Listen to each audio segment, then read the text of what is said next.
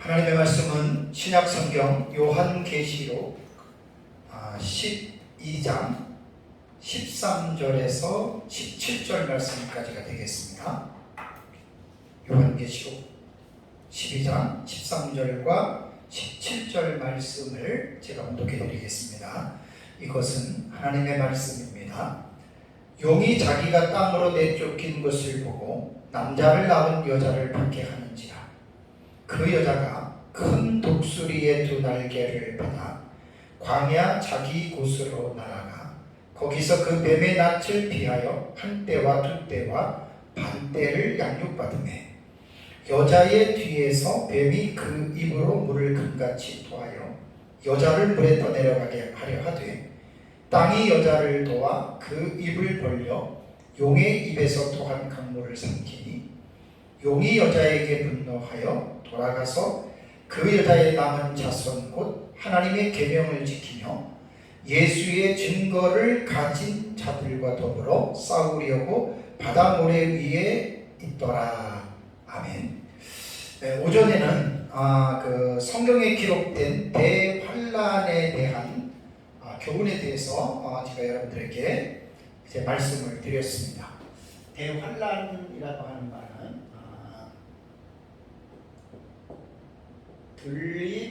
들립시스, 그다음에 메갈레 이렇게 되거든요. 이게 이제 환란이라고 하는 말이고 이게 이제 큰이라고 하는 말입니다. 대환란, 들립시스 메갈레라고 하는 이 대환란이 과연 성경에 있을까? 어떤 개인이나 어떤 종말론 단체가 성경에도 없는 내용을 만들어낸 것일까? 이렇게 생각하는 경우도 있지만 성경에 있는 용어라고 오전에 제가 분명히 말씀을 드렸습니다. 그래서 구약 성경에는 다니엘서 12장 1절, 그다음에 신약 성경에는 마태복음 24장 21절에 그 대환란에 관한 이 부분에 대해서 오전에는 이제 말씀을 제가 드렸습니다. 오후 이제 그 시간에는 대환란은 분명히 성경에 게시된 하나님의 말씀이고, 그렇다면 이 대환란 날에 이제 중요한 것은 제가 오전 예배 때에 말씀을 드렸잖아요. 그럼 이 대환란이 찾아오게 되면 우리 그리스도인들은 어떻게 해야 되느냐? 사실 이게 제일 중요한 거예요. 그냥 대환란에 모든 믿는 사람들이 빠져가지고 엄청나게 죽음을 당해야 되나? 그러면 뭔가가 의아한 생각이 들잖아요. 하나님이 하나님의 자녀들에게 뭔가 이렇게 구원이나 어떤 혜택을 베풀지 않으실까라고 하는 생각을 가지게 되잖아요. 그래서 이번 시간에는 하나님은 대환란에 관한 하나님의 계획이 있으십니다. 요한계시록에서는 사실 이번 시간에 관한 예비처라고 하는 이 내용이 정말 교회에게 가장 필요한 내용이 예비처에 관한 부분이에요. 그래서 대환란 날에 하나님의 예비처라고 하는 이 제목을 가지고 이번 시간에는 요한계시록 12장 13절과 17절 그 외에 다른 연계된 이러한 말씀을 가지고 한번 또 은혜를 제가 나누려고 합니다. 그래서 결론적으로 인류 종말의 대환란, 우리는 이제 세대주의는 7년 전체를 대환란으로 보지만 우리는 후 3년 반을 대환란으로 본다 그랬습니다. 그러면 인류 종말의 이 후 3년 반의 대환란이 닥칠 때에 성도들은 어떻게 되느냐는 거예요. 자, 하나님의 계획은 모든 성도들이 이 대환란에서 보호받기를 원하시는 게 하나님의 마음이거든요.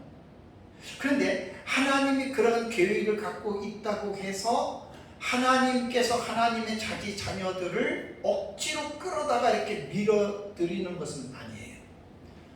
지난번에도 제가 많이 말씀을 드렸지만 우리가 이제 하나님을 믿으면서 자유의지 또 하나님이 사람을 왜 어떻게 지으셨는지에 대한 이해를 분명하게 해야 되는데, 하나님은 인간을 책임적인 존재로 지었습니다. 그러니까 에덴 동산에서 아담과 하와가 범죄하기 이전에도 책임적인 존재로 지으셔서 모든 일들에 대한 결정은 스스로가 알아서 결정할 수 있는 권리를 하나님은 모든 인간에게 주셨습니다. 그러니까 범죄한 이후에도 마찬가지입니다. 다만 구원론에 있어서는 인간이 구원을 얻느냐 못 얻느냐는 인간의 의지는 1%도 들어가지 않습니다. 왜냐하면 허물과 죄로 죽었기 때문에 인간의 의지는 구원 얻는 데는 전혀 그 자유의지는 필요가 없습니다. 그러나 구원받은 그리스도인들 가운데에 혹은 하나님을 믿지 않는 죄인들 가운데에도 하나님은 인간을 책임적인 존재로 지으셨기 때문에 반드시 하나님이 책임을 묻는다라고 하는 이것은 불변의 법칙입니다. 그래서 구원을 받았다고 해서 이제 구원받았으니까 가만히 있으면 하나님이 아침에 일어나면 잠 깨게 하고 또 하나님이 우리를 부축해서 일으키게 하고 입 벌려고 해서 하나님이 밥을 넣어주고 그러는 분 아니세요? 우리가 알아서 우리에게 주신 하나님의 인격적인 권한을 가지고 일어나고 먹고 쉬고 일하고 하는 모든 것들을 우리 스스로가 알아서 하도록 하나님께서는 우리에게 인격적으로 우리 인간을 지으셨다라고 하는 이것을 모르면 개중에 이제 하나님을 믿는 사람들 중에서도 하나님을 심지 않는 데서도 거두고 해치지 않는 데서 모으는 줄 착각하는 경우가 있어요. 하나님이 무조건 다 해주신다. 하나님이 기도하면 뭐든지 다 들어주신다. 이거 완전 미신적입니다. 그렇지 않습니다. 인간에게 자유의지를 부여하셨다라고 하는 것은 구원론을 제외하고는 우리가 죽을 때까지 우리가 알아서 해야 됩니다. 그렇다면 후 3년 만에 대환란이 일어날 때 하나님은 예비처를 이미 계획해 놨는데 모든 성도들이 예비처를 들어가기를 원하세요. 그것이 요한계시록에 나와 있어요. 근데 요한계시록을 보면 모두가 다 들어가는 게 아니에요. 자, 우리가 신앙생활할 때 구원받은 사람들이 성령 충만하고 하나님의 말씀대로 순종하고 죄를 짓지 말아라고 그렇게 가르쳐도 모든 그리스도인들이 다 충만하고 죄를 멀리합니까? 아니죠. 목사부터도 죄를 짓고 세상으로 충만할 때가 있는데 그러면 잘못되잖아요. 그럼 누가 그렇게 한 거예요?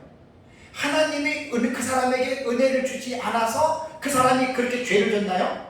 그러면 누가 죄에 대한 조성자가 되죠? 하나님이 죄의 조성자가 돼요. 하나님은 그렇게 믿음은 미신적이에요.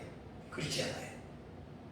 다 우리 스스로에게 하나님께서는 이성을 주시고 또 하나님께서는 의지를 결단할 수 있는 이런 것들을 주셨기 때문에 우리 인간은 자기 행동에 대해서 특히 구원받은 사람들도 신앙생활에 있어서는 자기가 책임을 져야 된다고 하는 이 사실을 결코 잊어서는 안 됩니다.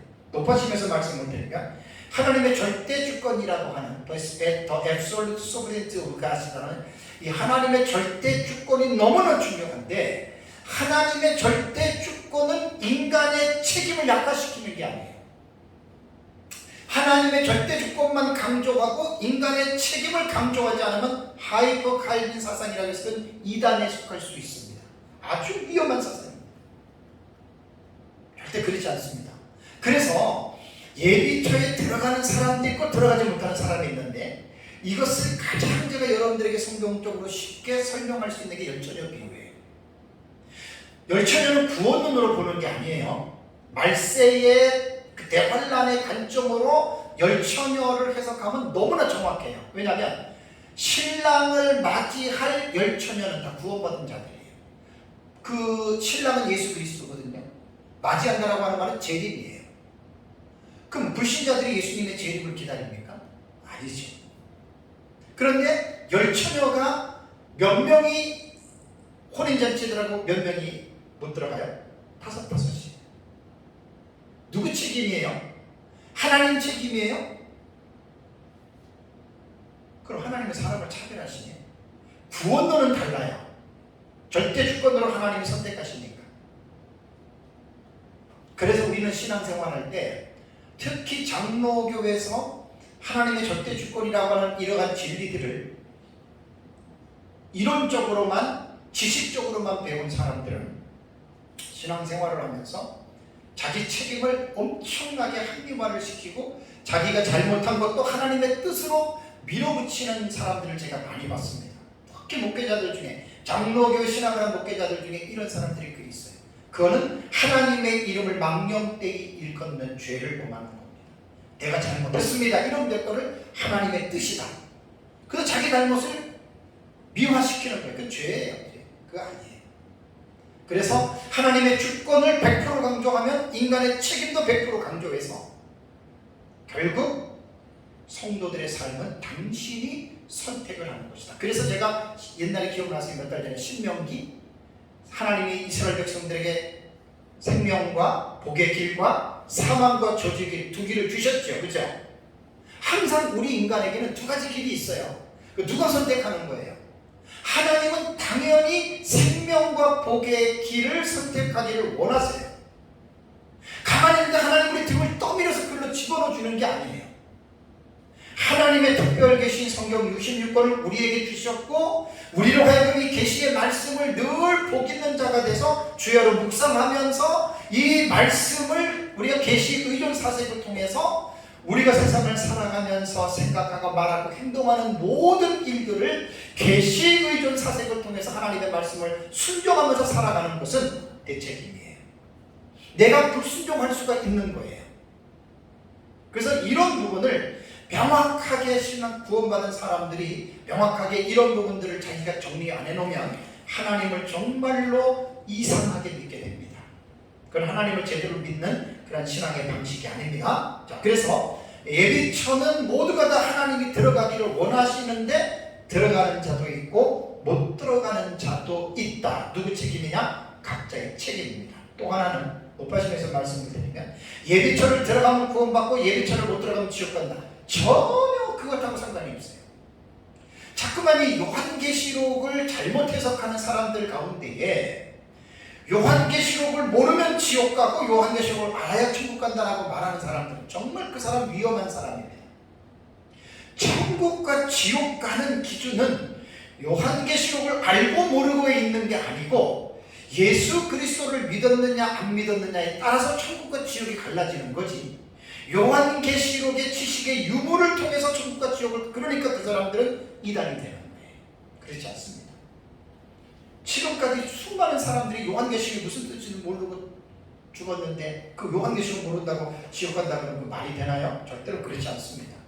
그래서 예비처에 못 들어가서 후삼년만에 대환란에 빠져도 성도는 다 구원받아요. 대신에 이제 이 땅에서 사는 동안에 겪지 않아도 될 환난과 그 큰 환난과 고난을 당한다라고 하는 그 사실입니다.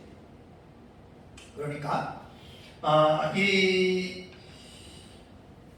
들리스 메갈레라고 하는 이 큰 환난, 아주 엄청난 이 환난은 반드시 있고 하나님은 대안으로서 예비처를 만들어 놓으셨고 거기를 구원받은 자들이 슬기로운 다섯 처녀처럼 그릇에 기름을 준비하는 이 삶이 결국은 예비처를 들어가느냐 못 들어가느냐 그건 성도 각 사람의 책임이라는 말입니다.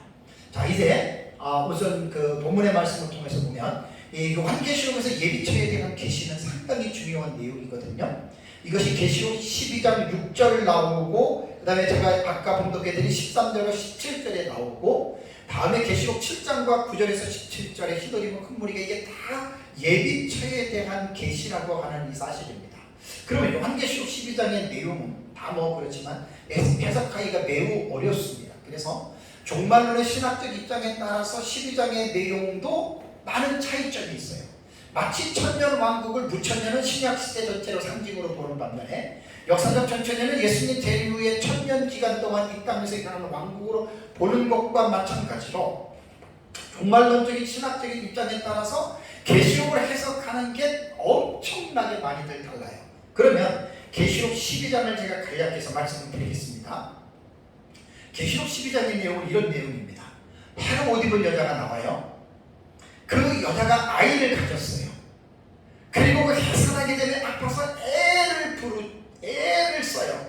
근데 붉은 용이 사탄이잖아요. 여자가 낳으려고 하는 아이를 삼키려고 해를 가하려고 합니다. 자, 근데 여자가 아이를 낳았어요. 근데 그 아이가 하늘로 올라가고 그 다음에 여자가 하나님께서 예비하신 광야로 도망을 한다. 그리고 1260일 동안 하나님의 양육을 받는다. 이 내용이 12장 1절에서 6절까지의 내용입니다. 그리고 나서 7절부터는 공중에서 하늘에서 전쟁이 일어나죠. 미가엘과 그의 사자들과 용과 그의 사자들이 전쟁을 해서 용이 패하고 공중에서 있을 곳을 잊어버리고 이 땅으로 추방을 당합니다. 자, 그리고 나서 용이 공중에서 떨어지고 난 다음에 이제 이 땅으로 내려와서 여자를 괴롭히는데, 그 13절 4절을 보면 여자가 큰 독수리의 날개를 받아서 한 떼와 두 떼와 반 떼를 양육받고 여자의 뒤에서 뱀이 해하려고 하지만 땅이 여자를 보호해서 이제 막아주지요. 그래서 이제 그 용이 분노해서 그 여자의 남은 자손들에게 가서 싸우려고 하는 내용이 12장의 내용입니다. 그러면 이 12장의 내용 속에서 상징적인 의미로 해석해야 될 부분이 있고 문자적인 의미로 해석해야 될 부분이 있거든요. 요한계시록을 해석할 때 가장 중요한 건 뭐냐면, 상징으로 해석할 것은 상징으로 해석하고 문자로 해석할 것은 문자적인 해석을 해야 됩니다. 근데 이것이 뒤바뀌어 버리면 완전히 천지 차이의 다름이 형성이 되거든요. 그래서 오늘 본문을 가지고 제가 말씀을 드리면, 제가 보는 관점, 역사적 전체적 입장에서 말씀을 드리면, 해로 옷 입은 여자를 우리는 초대 교회로 봅니다.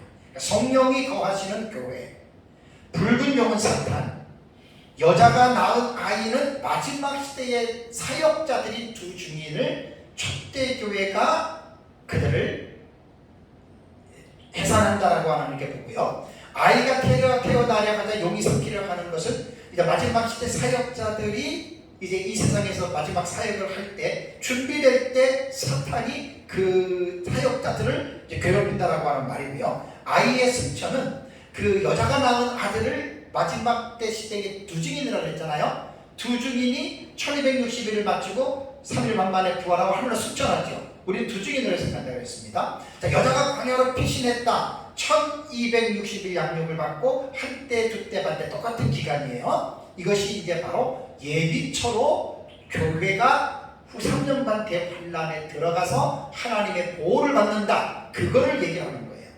그러고 나서 이제 여자의 남은 자손이 나와요. 그 여자의 남은 자손이 누구냐? 그들이 바로 예비처를 들어가지 못한 구원받은 성도들이다. 이것이 이제 계시록 12장에 제가 보는 종말론 신학적인 입장입니다. 그 본문을 갖다 주의를 하겠습니다. 13절을 보시면, 용이 자기가 땅으로 내쫓긴 것을 보고 남자를 낳은 여자를 박해하는지라라고 13절에 되어 있습니다. 여기 보면은 용은 바로 사탄입니다. 그 13절 이전에 보면은 7절부터 12절에 공중에서 영적인 전쟁이 일어나죠. 그죠? 이 전쟁에서 미가엘에 의해서 사탄이 져서 쫓겨 내려오는 거예요. 자, 그래서 용이 자기가 이제는 공중에서 자기가 있었던 교두보를 잃어버리고 이 땅에 내려와서 남자를 낳은 여자를 박해한다. 이 박해한다라고 하는 말이 헬라어 디오코라고 하는 단어가 이게 종교적인 의미의 박해를 말하는 겁니다. 그래서 앞에서 말씀드린 대로 해로 옷 입은 여자가 촛대 교회인데, 여기에서 용이 사탄이 촛대 교회를 박해하는데, 요한계시록에서는 뭐가 중요해요? 사건이 나올 때에는 그 사건이 언제 일어났냐를 반드시 우리가 규정하고 넘어가야 된다 그랬어요. 그래서 제가 요한계시록 독법에서 사건의 해석을 과거적 해석, 역사주의 해석, 미래적 해석, 상징주의 해석, 종합적 해석 5가지를 말씀을 드렸어요. 이것이 2000년 기독교 역사를 통해서 요한계시록의 사건을 해석해왔던 방식들이었습니다. 저희는 역사적 전천년주의 종말론으로 우리는 미래적인 해석을 하기 때문에 예수님 재림 직전 한 일에게 7년으로 본다면, 이 사건은 공중에서 전쟁이 일어나는 그 사건이 끝나는 것과 연결해서 이 본문은 해석을 해야 되거든요. 그러면 제가 지난번에 그 설교할 때 미가엘과 용의 전쟁 말씀을 드렸잖아요. 미가엘과 용의 전쟁이 여러분 언제 일어납니까? 천재와 황충화가 일어나기 전에 일어나는 것이라고 그랬죠. 그죠? 네? 그러니까 황충화가 일어나기 전에 이제 용이, 사탄이 떨어지는데, 그 9장을 보면은 무적행이 열쇠를 갖고 떨어져요. 그죠? 열쇠를 가지고 떨어져서 무적행을 여니까 귀신들이 올라와요. 자, 그래서 이 사건이 지금 용이 지금 떨어져서 남자를 낳고 여자를 낳게 한다고 하는 말은 황충화로 우리는 첫째 화로 이 본문을 해석을 합니다. 13절 아주 정확합니다. 그래서 황충화가 일어나기 전에 이제 그러면서 곧바로 이 땅에서는 이제 황충화가 일어나지요. 황충화가. 왜냐하면 후 3년 반에는 사탄이 여자를 촛대 교회를 박해를 못합니다. 여자의 남은 자손은 박해해도 촛대 교회인 여자는 박해를 못합니다. 왜? 예비처에서 보호를 받고 있기 때문에 그렇습니다. 그러면 여기서 이제 그 황충화 13절은 황충화의 그리스도인들이 믿음의 시련으로서 받는 이 박해로 여러분 생각하면 됩니다. 다음에 14절을 보세요. 자, 14절을 보면 그 여자가 이게 촛대 교회란 말이에요. 그 여자가 큰 독수리의 두 날개를 받아 광야 자기 곳으로 날아가. 이게 상징적인 거잖아요, 이거. 그죠? 큰 독수리의 두 날개를 여자가 날아가 거기에서 그 사탄의 낯을 피해서 한 때와 두 때와 반 때를 양육을 받는다. 여기서 이제 요 14절은 계시록 지금 13절과 지금 이어지는 거예요. 그러니까 용이 분을 내어 남자를 낳고 여자를 박해하는 게 황충화를 했어요. 자, 황충화가 끝나면 전산년반이 끝나는 거라 그랬죠. 그죠? 그 후삼년반이 들어오는 거예요. 자, 후삼년반에는 동시다발적으로 8가지 사건이 일어나요. 지난주에 둘째인 둘째와 여섯째 나팔 유브라데 전쟁 말했잖아요. 이미 그 전쟁이 일어나는 이 시국에 또 이 사건이 동시에 일어나는 거예요. 여자가 큰 독수리의 두 날개를 받아서 광야 자기 곳으로 날아갔다. 거기서 한 때, 두 때, 반 때를 양육을 받는다라고 하는 이제 이 말입니다. 요 본문은 계시록 12장 6절을 먼저 이해를 하면 14절 말씀은 좀 더 풍성하게 이해가 됩니다. 6절을 먼저 보겠습니다. 6절. 자, 우리 12장 6절을 보겠습니다. 그 여자가, 여기서 여자는 14절 여자 똑같아요. 이것이 새로 옷 입은 여자예요. 이 여자가 촛대 교회라고 했어요. 그 여자가 광야로 어떻게 했다고요? 도망가매. 그 다음에 거기서 1260일 동안 그를 양육하기 위하여 뭐가 있더라? 하나님께서 예비하신 곳이 있더라. 12장 6절. 그러니까 12장 6절에서는 세 가지를 먼저 우리가 의문을 풀고 넘어가야 됩니다. 첫 번째는 교회로 상징되는 여자가 왜 광야로 도망갔느냐, 그 이유를 생각하고, 두 번째, 그 광야에서 1260일 동안 양육을 받는데 그것이 도대체 어디고 무엇이냐, 그 다음에 세 번째는 하나님께서 예비하신 그 장소가 도대체 예비적거든요. 이것이 도대체 뭐냐, 요 세 가지를 6절에서는 해결하고 넘어가야 됩니다. 자, 여자가 광야로 도망갔다라고 하는 말은 제가 지난번에도 말씀을 드렸지만 도망하다라고 하는 말이요, 도망하다라고 하는 말이 뭐냐면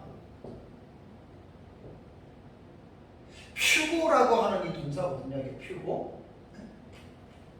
이 퓨고라고 하는 이 동사를 이제 도망하다, 이게 도망하다만 뜻이 있는 게 아니에요. 피하다도 있고 사라지다라고 하는 뜻이 있어요. 그런데 이게 지금 이 도망하다, 피하다, 사라지다를, 자, 그 여자가 광야로 도망했다라고 해석하는 거하고, 그 여자가 광야로 피했다라고 하는 해석하고, 그 여자가 광야로 사라졌다라고 하는 해석들은요, 똑같은 단어지만 어떤 단어를 선택하느냐에 따라서 느낌이 달라요. 그죠? 자, 도망했다라고 하는 말은 보통 우리 어떤 생각을 해요?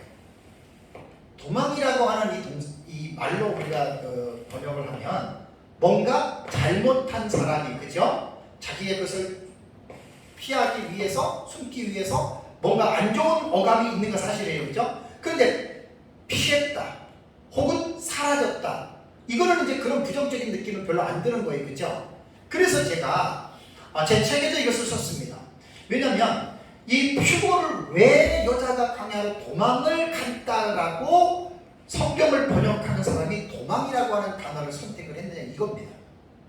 제가 만약에 이 성경을 번역하라 그러면 이 부분에서는 저는 절대 도망가다는 말을 했습니다. 모세가 사람을 죽이고 광야로 미디안으로 갔잖아요. 그건 도망간 거로 말하면 돼요. 왜? 잘못했잖아요. 그런 경우는 그래서 히브리어의 그 단어도 이 누스라고 하는 단어의 이 요거예요. 누스라고 하는 이 단어가 있거든요.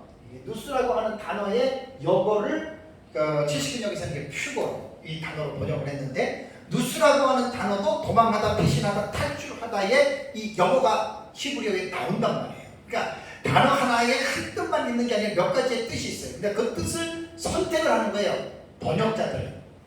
그래서 여기에서 이 교회가 광야로 도망갔다라고 하는 말은 안 맞아요. 히브리어의 단어 누스라고 하는 단어를 봐도 피신하다, 탈출하다가 있어요.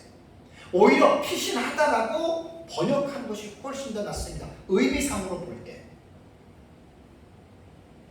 그래서 이제 저는 12장 6절에 그 여자가 광야로 도망을 빼고 그 여자가 광야로 피신하매 라고 번역을 하면 요한계시록 12장에 담겨있는 이 교회가 어떤 곳으로 피신했다 이것이 훨씬 더 낫다라고 하는 이제 그러한 말입니다. 그렇다면 왜 교회가 광야로 피신해야만 했을까? 여기서 이유가 있어요.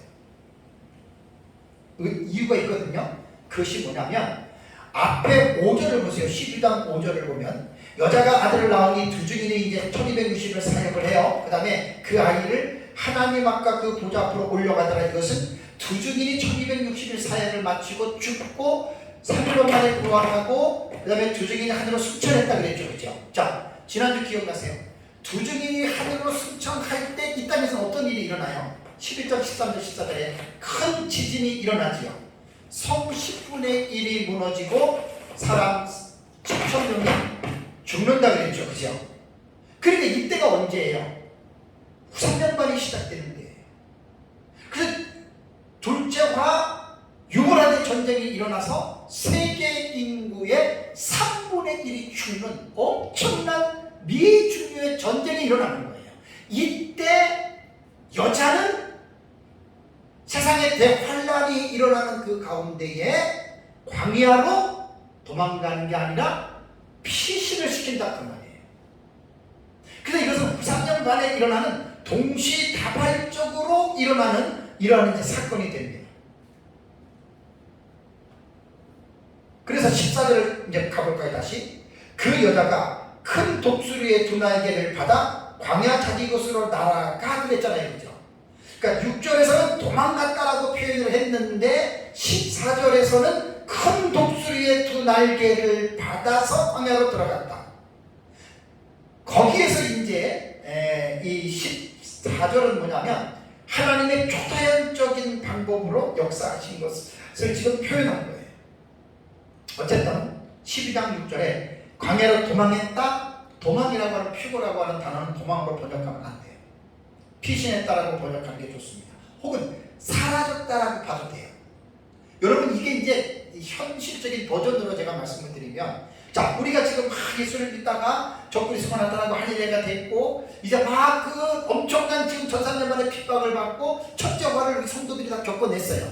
근데 거기서 이제 신앙을 배반하고 이제 떠난 사람도 있고 근데 그 어려운 상황 가운데서 힘든 상황 가운데서도 믿음을 끝까지 지키면서 황충화 때에 믿음을 지킨 성도들이 있어요. 자, 두 증인이 사역이 이제 5개월 남았어요. 황충화 일어나요. 그리고 이제 1260일 끝날 때 황충화에서 이긴 성도들이 갑자기 이들이 어떻게 해요? 이 세상에서 자취를 감춰요. 그러니까 한 가정에서 황충화를 겪으면서 믿음으로 이겨낸 사람도 있고 진 사람도 있어요. 근데 가족이 있기 때문에 같이 살아요. 1260일 마치고 후삼년반 딱 들어갈 때 갑자기 황충화에서 이긴 사람들은 사라지는 거예요. 이게 피고라고 하는 동사. 여기에서 이 단어를 번역할 수 있는 내용이거든요. 이건 이렇게 우리가 보면 충분합니다.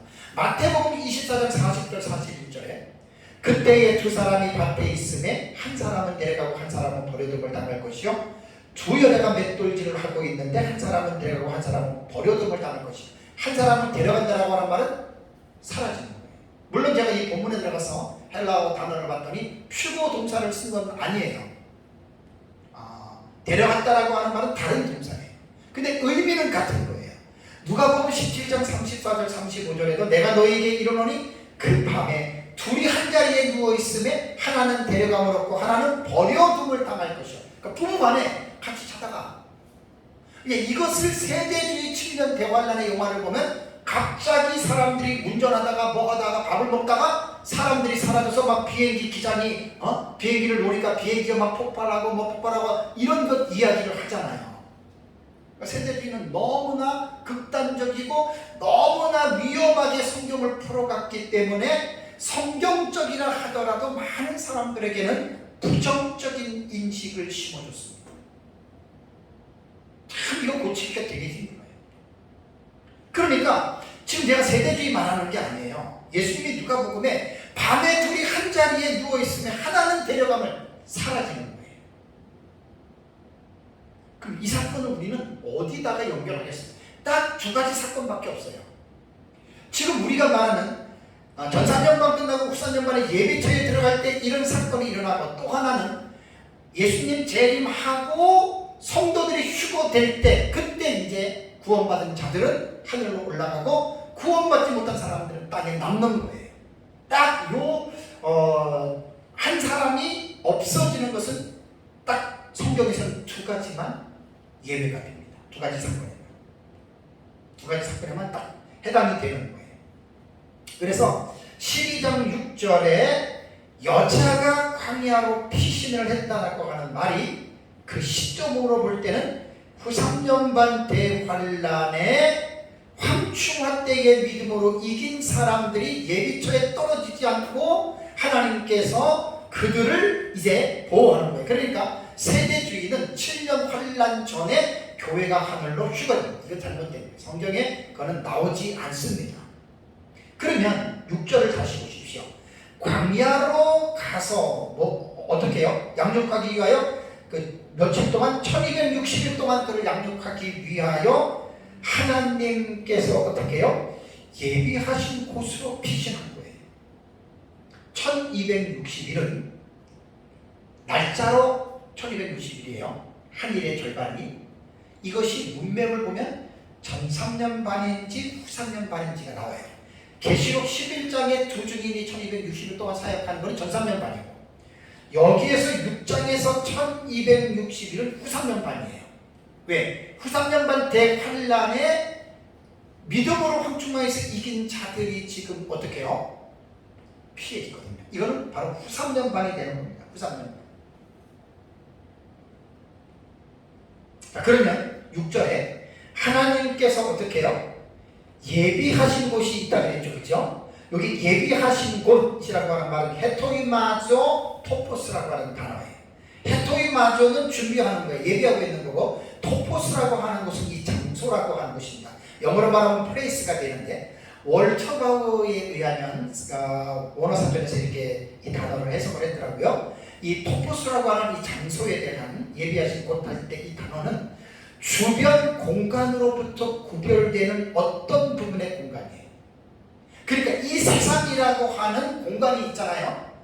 거기로부터 특별히 구별되는 공간. 그러니까 하나님이 예비하신 곳. 토포스가 그런 의미가 있더라고요. 그러니까 광야에 예비하신 곳이 어떤 곳이며 어디를 말하는 것인지에 대해서는 오랫동안 요한계시록을 연구하는 학자들에 의해서 많은 관심거리였고 수많은 해석들이 쏟아졌습니다. 별의별 해석들이 다 쏟아졌습니다. 특히 이단과 사이비들 같은 경우는 여기서 12장 6절에 말한 하나님이 예비하신 곳, 이 예비처를 구원파는 금수원. 신옥주 같은 경우는 어디예요? 저쪽에 피지. 그 박태선이는 신앙촌, 부천. 전부 다 이단과 사이비들이 뭔지도 모르고 이런 좋은 용어들을 하나씩 딱딱딱딱 뽑아다가 그것이 바로 자기들이 모이는 곳이다. 그래서 이 예비처를 준비하기 위해서 신도들에게 사기를 치잖아요. 돈 헌금 내라 긁어가지고. 그래 요한계시록이 제대로 배우지 못하면 큰일 나는 거예요. 여기서 말하는 예비처는요, 그렇게 이단과 사이비들이 말하는 땅을 사가지고 그런 곳이 아니에요. 누가 이 예비처를 만드는 거예요? 하나님께서 예비하신 곳이에요. 하나님이 하시는 거예요. 인간이 돈 가지고 땅을 사서 만드는 그런 예비처가 아니라고요. 다 이단과 사이비들은 본문을 그렇게 해석해서 옛날부터 지금까지 앞으로도 성도들에게 돈을 착취하죠. 사기꾼들이죠. 그래서 엄청나게 자기네들 말도 못하게 그동안 갖다 쓰지. 하나님이 예비하신 곳입니다. 그러니까 예비처는 인간이 만드는 게 아니에요. 하나님이 만들어 놓는데 아무도 몰라요. 지금 어느 누구도 몰라요. 예비하신 곳. 14절을 다시 한번 가보세요. 자, 큰 독수리의 두 날개를 받아 광야 어디요? 자기 곳 그랬죠. 그죠? 여기 하나님께서 예비하셨다. 광야 자기 곳 같은 의미예요. 14절에 광야 자기 곳이라고 하는 이 자기라고 하는 말은요, 아우토스라고 하는 말입니다. 아우토스. 그는 혹은 그것, 자신, 바로 그라고 하는, 아우토스라고 하는 뜻이 그런 거거든요. 그러니까 이 아우토스는 뭐냐면 하나님 자신이라고 하는 말이에요. 하나님 자신을 위한 곳. 광야의 자기 곳은 바로 그곳은 하나님이 자기 택한 백성들을 보호하시기 위해서 미리 예비한 그 장소. 그래서 12장 6절에는 하나님께서 예비하신 곳, 12장 14절에서는 광야 자기 곳, 자기라고 하는 말이 하나님 자신을 위한 그곳이다. 그 말이에요. 그래서 6절에서 하나님께서 예비하신 것, 페토이마저 토포스라고 하는 것은 하나님이 만드신, 사람이 만드는 게 아니에요. 사람이 만든다면 100% 사기치는 거예요. 이제 14절로 다시 돌아가면 6절에서는 여자가 도망갔는데 14절에서는 큰 독수리의 두 날개를 받아서 광야 자기 곳으로 날아갔다. 이게 이제 뭐냐면 예비처를 들어가는 거를 6절과 14절 같은데 표현이 약간 다를 뿐이에요. 그래서 여자가 독수리의 두 날개를 받았다라고 하는 말은 출애굽기 19장 4절을 보면 나의 애굽 사람에게 어떻게 행하였음과 내가 어떻게 독수리 날개로 너희를 오고 내게로 인도해서 너희가 보았느니라. 은유죠. 그러니까 이스라엘 백성들이 애굽에서 나와서 광야로 들어갔잖아요. 그죠? 그것을 하나님은 은유적으로 말씀한 거예요. 어떻게 내가 독수리 날개로 너희를 업었다. 실제적으로 이스라엘 백성들을 독수리 날개로 업어서 광야로 들어온 거 아니잖아요. 그죠? 하나님 그룹기든가 불기든가 이런 것들로 이스라엘 백성 인도하셨는데 하나님은 그걸 그렇게 묘사한 거예요. 그러니까 예비처로 들어가는 것은 하나님의 이적적인 권능에 의해서 이루어진다.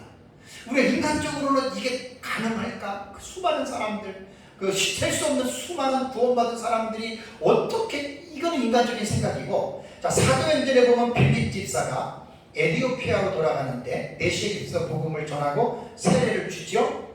그 다음 어떻게 됩니까? 빌립이 갑자기 성령에 이끌려서 아소도에 나타나죠. 공간 이동한 거예요. 특별한 상황이지만 특별한 사건입니다. 그러니까 하나님이 하시면 이적적인 권능은 언제든지 하나님은 예나 오늘이나 하실 수가 있으십니다. 그래서 우리는 인간적인 생각으로 보면 도무지 불가능한 것 같지만 하나님의 절대적인 권능과 능력으로 볼 때는 하나님께서 자기 자신을 위하여 준비한 그 장소에 부산연반이 될 때에 황충하에서 이긴 성도들을 마치 독수리가 날개로 이스라엘 백성 업어서 광야로 끌어들였듯이 그들을 예비처로 하나님이 보내셔서 그 예비처 장소에서 어떻게 해요? 1260일 동안 하나님께서 그들을 보호하신다. 자, 14절에는 한때, 두때, 반때 나오죠. 그죠? 자, 이제 이 부분에 대한 해석을 잘 해야 됩니다. 자, 한때, 두때, 반때가 뭘까요? 한때, 두때, 반때. 다니엘서 7장 25절과 12장 7절에 나오고요. 요한계시록에서는 지금 여기에 나옵니다. 항상 우리가 성경을 볼 때 어떤 단어에 대한 내용이 나오면 그 성경을 기록한 원문으로 반드시 가봐야 됩니다. 구약은 히브리어, 신약은 헬라어. 그 단어에 대한 낱말의 의미를 먼저 깨달으면 한때가 뭐고 두때가 뭐고 반때가 뭐냐. 우리말로 볼 때는 한때, 두때, 반때는 셋때 반이라는 말이잖아요. 그죠? 그럼 셋때 반은 뭘 말하느냐? 자, 우선 헬라어로 보면은요. 헬라어로 보면 카이룬, 카이루스, 헤미수, 카이루 이렇게 나왔어요. 그러니까 카이론이라고 하는 말은 한때, 어타임에 한 1년으로 봐요. 1년. 그 다음에 카이루스 이제 이 단어를 해석을 잘해야 돼요. 이거는 카이루스라고 하는 헬라어의 의미를 보면은 때들이에요. 때들. 그러니까 카이론 그러면 1년으로 해석해도 맞는데 카이루스는 2년은 아니에요. 그냥 해들 이렇게 말해요. 연들 이렇게 얘기해야 돼요. 그럼 복수이기 때문에 몇 년도 될 수 있고 몇십 년도 될 수 있죠. 그죠? 몇백 년도 될 수 있어요. 요 부분을 해석을 잘해야 됩니다. 그리고 카이루, 헤미수 그러면 1년의 반에 해당되는 이렇게 됩니다. 자, 히브리어에 대한 표현을 보면 히브리어에 보면은 이단 그 다음에 외이단인 이런 말이 나오거든요. 이단이라고 하는 말이 1년이에요. 근데 히브리어에서 이단인이라고 하는 이 단어는 복수입니다. 복수. 이거 제가 지금 책에도 지금 제가 넣으려고 하는데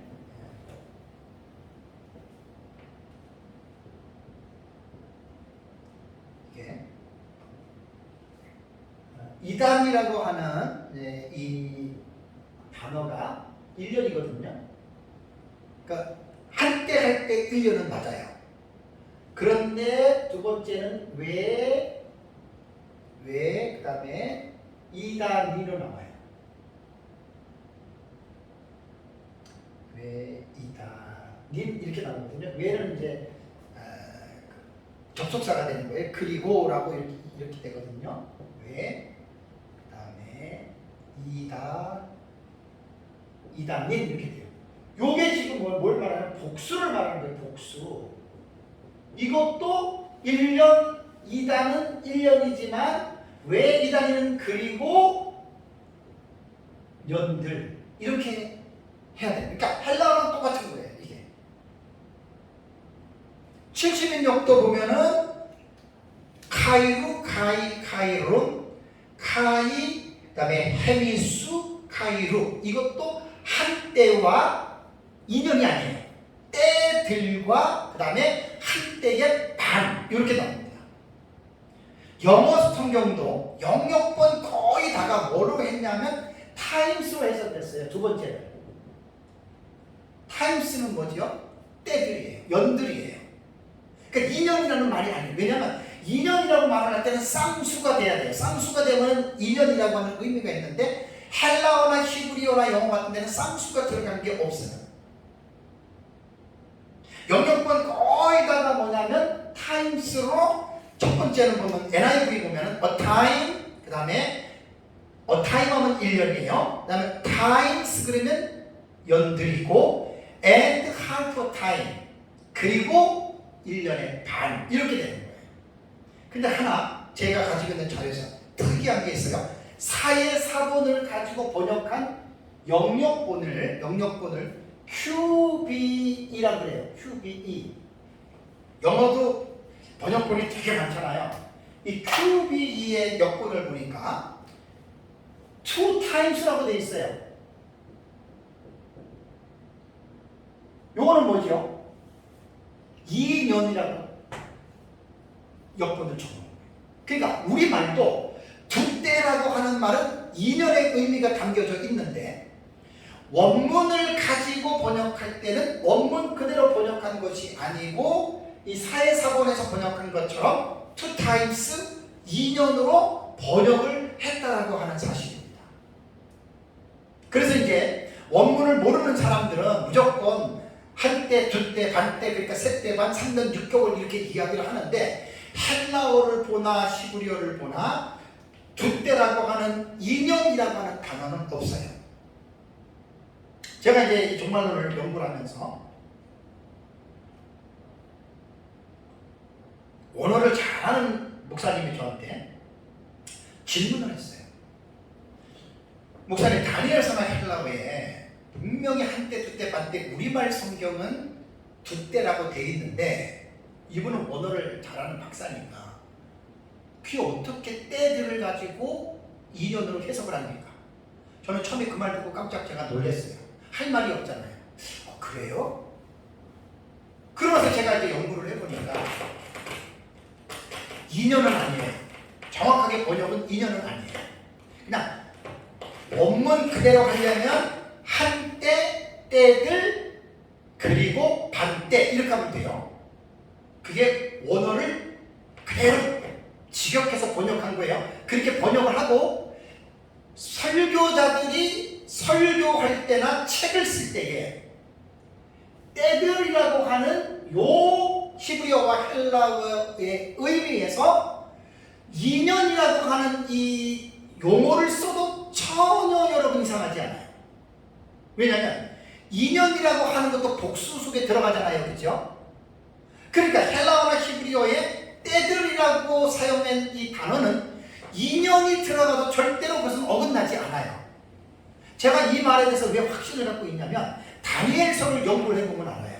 다니엘서를 연구를 하면은 뭐 특별하게 뭐 2300주야 같은 경우는 이미 구약 시대의 안티오코스 4세 에피파네스 시대에 있었던 일이기 때문에 그거는 뭐 1150일 해가지고 2300주야는 그렇게 해석을 하면 그거는 되는데 나머지 다니엘서 7장과 그 다음에 9장과 그 다음에 거기 12장에 들어오면 다니엘서에서 말하는 이 연수는 한 일의 7년에 대한 부분을 가지고 다니엘을 예언하는 거예요.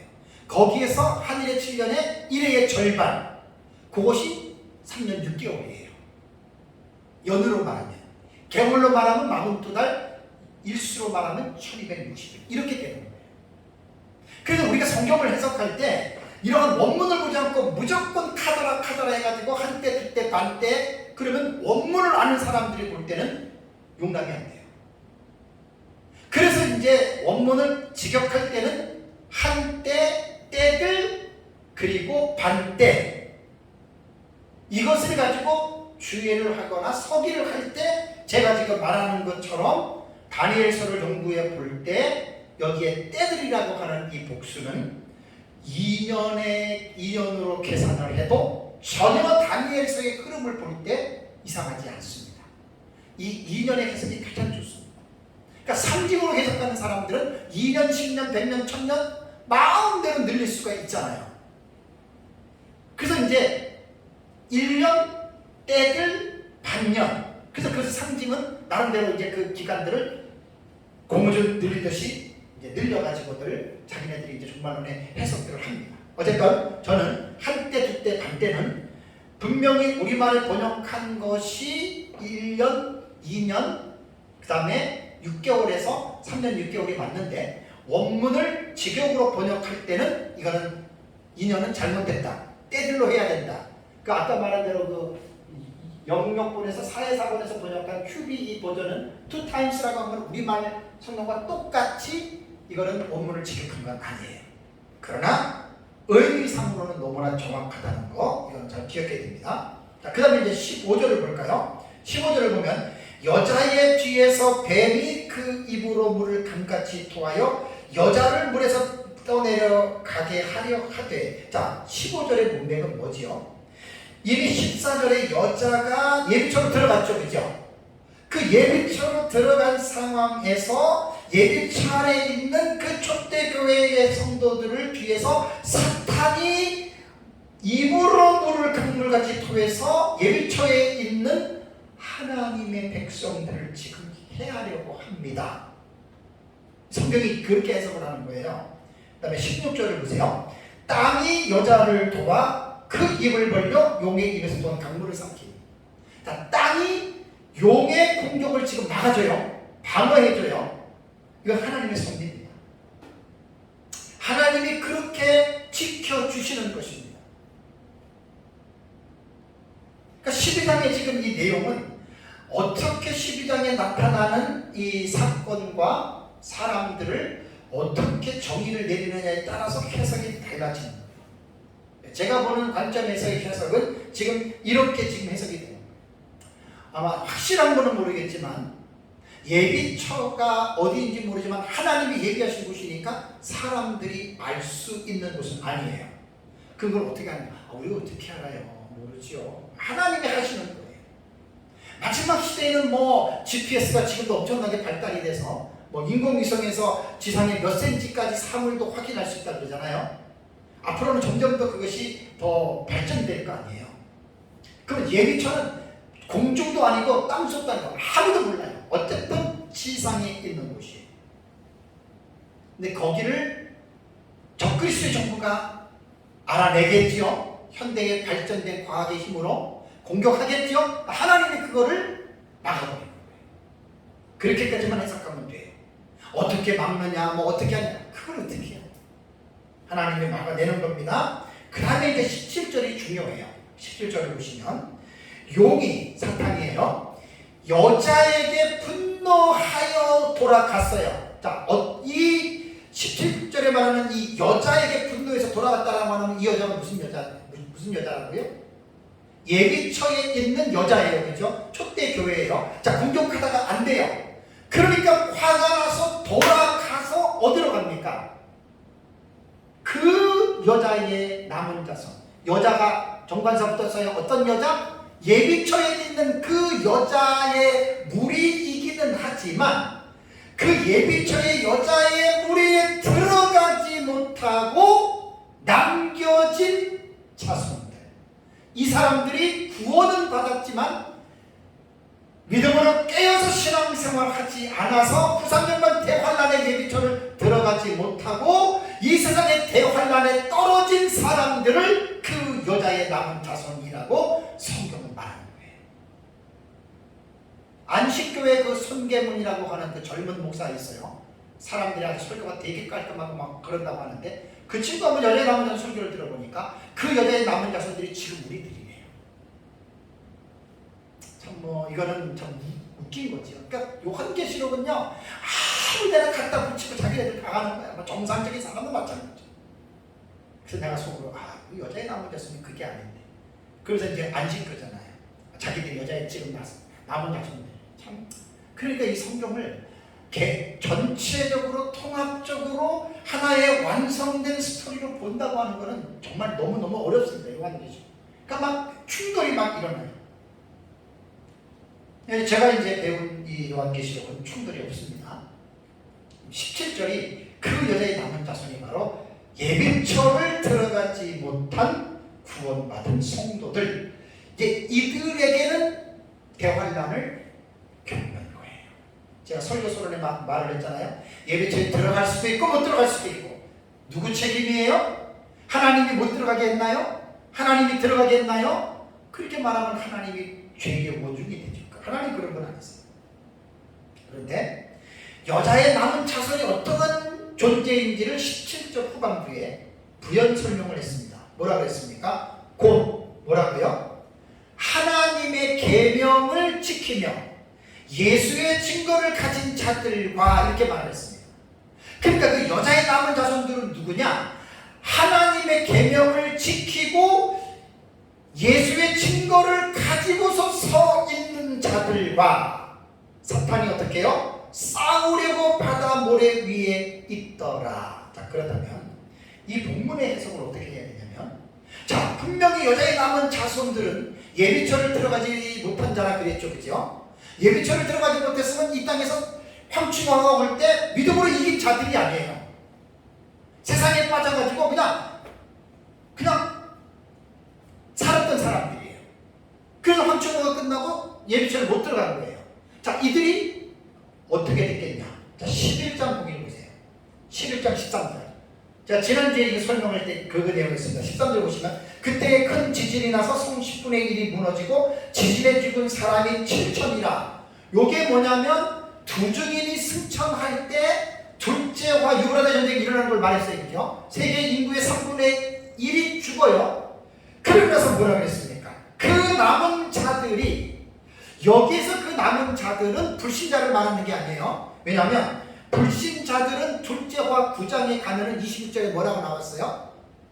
남은 자들은 오히려 도적질과 살인과 간음을 회개해요, 안 해요? 회개 안 한다고 그랬죠. 그런데 여기에서 말하는 그 남은 자들은 불신자가 아니라 예비처를 들어가지 못한 구원받은 성도들을 말하는 거예요.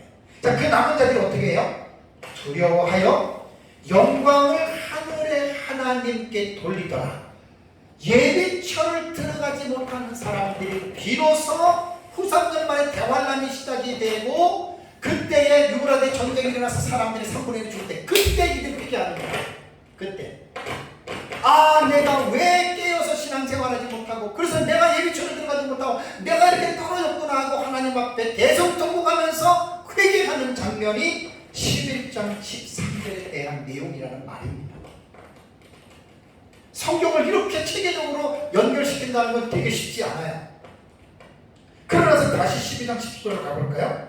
그 여자의 남은 자손 곧 뭐라고요? 하나님의 계명을 지키며 예수의 증거를 가진 자들, 이들은 이미 회개한 자들이에요. 그죠? 이미 구산여가 시작되면서 유브라데 전쟁을 통해서 많은 사람들이 죽는 모습을 보고 그제서야 이들은 회개하는 거예요. 내가 왜 내가 그랬을까? 그때 이제 회개하고 이제 이들이 바르게 서서 이제는 하나님 앞에 바르게 살려고 이들이 이제 딱 준비했단 말입니다.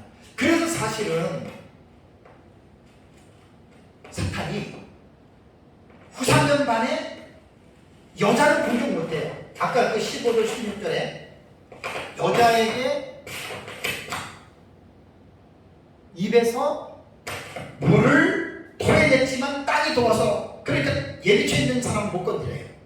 예비처를 못 들어간 그 여자에게 낳은 자손들을 사탄이 이제 이들을 지금 공격을 하는데, 거기 다시 17절을 보세요. 하나님의 계명을 지키며 예수의 증거를 가진 자들, 여기 동사가 지키며 그 다음에 가진 자들 나오죠. 그죠? 제가 그 히브리어나 헬라어 보면 동사 문장이라고 했어요. 동사를 잘 보면 행동에 대한 분명한 소스를 얻을 수가 있습니다. 여기 보면 지키다라고 하는 말이 테레오거든요. 그 테레오 단어를 테린톤이라고 썼거든요. 이 동사를 분해하면은 능동 분사 현재형입니다. 그 다음에 가진 자들 할 때 가지다라고 하는 에코도 에콘톤, 똑같이 능동 분사 현재형입니다. 그러니까 12장 17절에 하나님의 계명을 지키고 예수의 증거를 가졌다라고 하는 이 사람들은 비록 예비처를 들어가지 못했지만 회개하고 능동 분사 형제형이기 때문에 끝까지 적극적이면서 계속해서 지속적으로 하나님의 말씀을 이제는 지키고 예수의 증거를 가지고 있는, 이게 능동 분사 형제형으로 우리 해석을 합니다. 비로소 그때 회개하고 그렇게 되는 겁니다. 사실 요한계시록에서는 이 예비처가 성도들에게 제일 중요한 교훈이에요. 그래서 하나님은 하기 싫고 억지로 우리 손을 끌고 등을 떠밀어서 하시는 분 아닙니다. 우리를 인격적으로 지으셨기 때문에 우리가 알아서 판단하고 행하기를 원하시는 거예요. 오히려 그런 하나님께 감사해야 돼요. 일어나기 싫다 하나님이 우리 손을 붙잡아가지고 억지로 일으키고 밥 먹기 싫을 때 입 벌려가지고 밥 넣어주고 하나님은 그런 강제적 하나님이 아니에요. 그렇게 하나님 생각하면 정말 그 미신적인 하나님을 믿는, 하나님은 계속해서 우리에게 인격적으로 성경을 통해서 말씀하시죠. 네가 기어가 네가 알아서, 영예야 네가 알아서 깨어서 세상적으로 네가 빠지지 말고 네가 자신을 줘서 복종시키고 내가 주야로 묵상, 이 율법을 묵상하고 그 하나님 누리기 원하는데도 우리가 안 듣는 거예요. 누구 책임이에요? 각자 책임이에요. 각자 책임.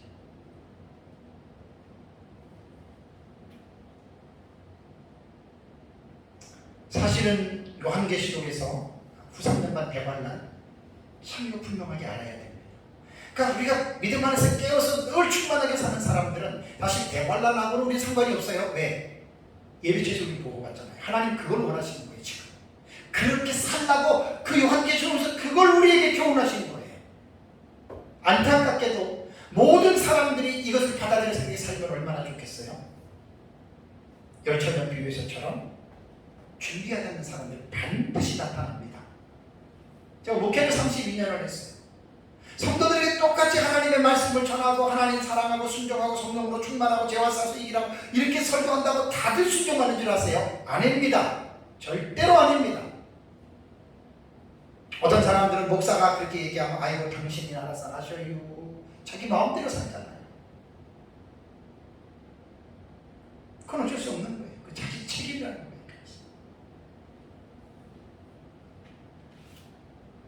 그래서 대환란 날에 하나님의 예비처럼 이 제목만 들어도 은혜가 확 넘치는, 아 대환란 날에 하나님이 그들을 자기 백성들을 보호하기 위한 예비처를 만들어 놨구나. 인간이 만드는 게 아니에요. 하나님이 예비하신 거예요. 자기 자신을 위해서. 아우토스 대명사. 바로 그 자기 자신을 위한 헤토이마저 미리 준비한 토포스 장소. 하나님만 하시는 거예요. 마지막으로 요한계시록에서 예비처에 대한 계시가 어디 나온다고요? 7장에 나온다고 했죠. 사람들이 깜짝 놀래요. 7장 9절에서 17절이 뭐냐면 흰옷 입은 큰 무리가 손에 종려나무를 들고 찬송하는 모습 나오죠. 거의 다가 이 부분을 천국으로 봅니다. 아닙니다. 7장 흰옷 입은 큰 무리 제가 작년에 설교했죠. 반복은 안 하겠습니다. 제 책에도 자세하게 설명이 되어 있습니다. 이 7장에 이 본문을 해석할 때 중요한 게 뭐냐면 기억나세요?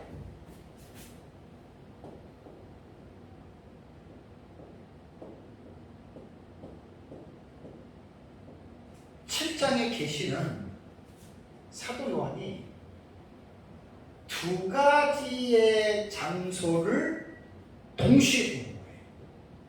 하늘과 땅. 7장은 그렇게 해석을 해야지 풀립니다. 동시에 교차적으로 두 장소를 본 거예요.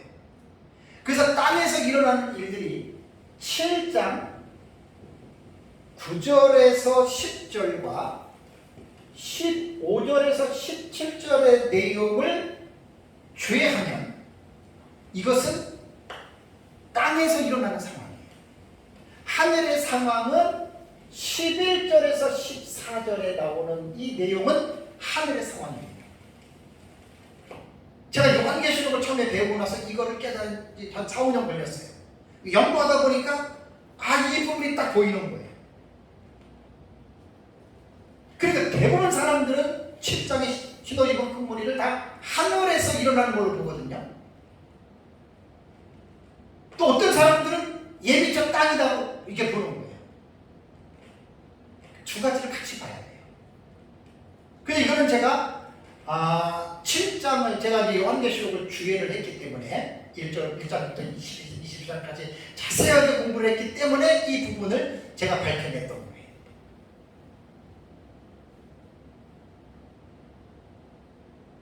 그래서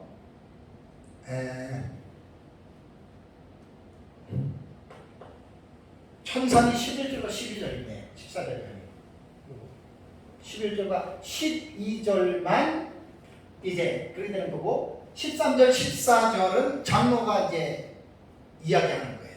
사도 요한한테. 내러티브예요. 그래서 결론은 시간상 생략하고 결론만 말하겠습니다. 요한계시록 7장에 나타난 흰옷 입은 큰 무리의 환상은 이 땅에서 예비처의 모습을 보는 것이고 예비처에서 일어나는 일들이 천상과 상황이 연결된 거예요. 그래서 사도 요한은 두 가지를 동시에 교차적으로 보면서 흰옷 입은 큰 무리의 상황을 계시를 기록했다라고 하는 거. 말씀을 맺겠습니다. 대환란은 있습니다. 그러나 세대주의자들이 말하는 것처럼 7년 전부가 대환란이 아니고 대환란은 일의 절반인 후반부의 후 3년 반이 그것만 대환란입니다. 그 대환란을 통해서 하나님은 어떤 계획을 갖고 있느냐? 당연히 하나님의 자녀들은 대환란에서 보호하시기 위한 하나님이 헤토이마서 토포스 예비하신 장소를 예비처를 분명하게 하나님 준비해 놨습니다. 근데 여기는 그냥 들어가는 것이 아니라 신앙생활은 우리 각자의 책임입니다.